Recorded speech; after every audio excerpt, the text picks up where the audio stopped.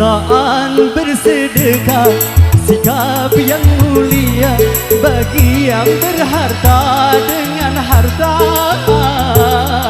atau dengan bahasa senyum juga sedekah. Kebiasaan bersedekah, sikap yang mulia bagi yang berharta dengan harta,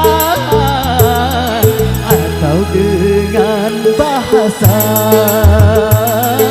senyum juga sedekah.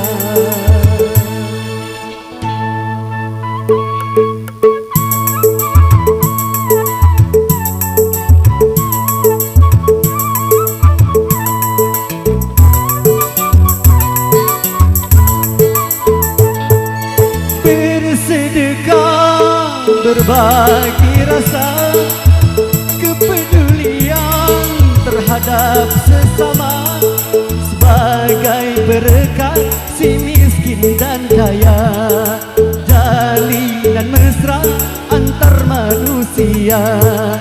Kebiasaan bersedekah, sikap yang mulia bagi yang berharta dengan harta, atau dengan bahasa senyum juga sedekah.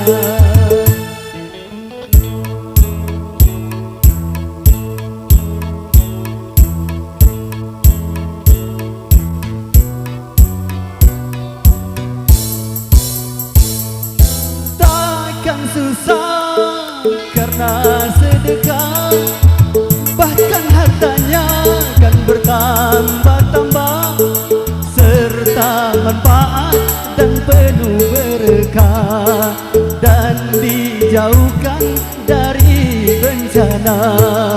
Kebiasaan bersedekah, sikap yang mulia bagi yang berharta dengan harta, atau dengan bahasa senyum juga sedekah.